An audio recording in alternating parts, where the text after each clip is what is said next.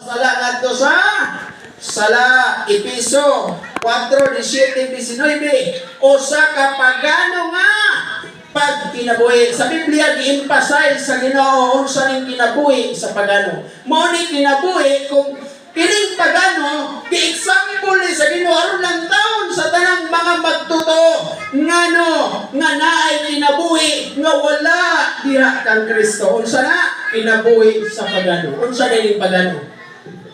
Busa nag-ingon ko o nagpahimangno ninyo. Diha sa Ginoo, uban sa pamugos, ayaw sunduga ang mga pagano nga nagpuyog kinabuhing walay tumong. Ana sa kangit-ngit ang ilang panabot, magpabilin silang walay alamat tungod sa tanlag nga buta, layo sa kinabuhi sa Dios. O sa pagano? Ang kinabuhi layo sa Ginoo. Nagingon nganong nalayo man na sa Ginoo? Nagingon walay pulos nga panghuna-huna ang iyahang kanunay hindi kinabuhian. Sunod, pulos kalibutanon nga pagkinabuhi. Sunod, gahit ulo o kasing-kasing ignorante. Kung saan na ignorante? Ang ignorante nakahibalo na. Mubita ng ignorante na ibalo apat gi-ignore ang kamatuoran.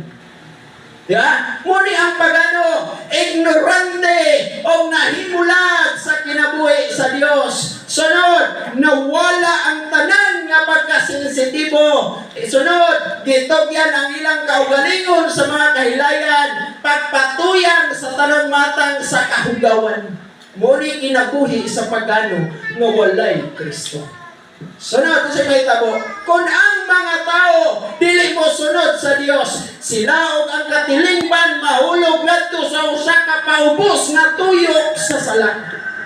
Walay kasiguruan kay padulong sa kalaglagan kung dili pagkinahanglan Ginoo. Magigsunan atong emphasize pa yun. Unsa pa man ang pagkinabuhi sa pagano sumala sa nagpahayag sa Dios sa Biblia.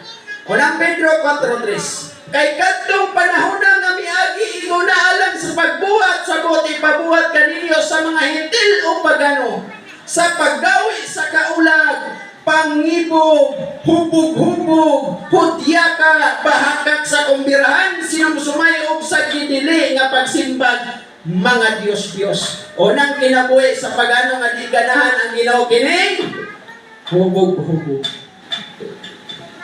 Kung kita naataan sa una, gihaw as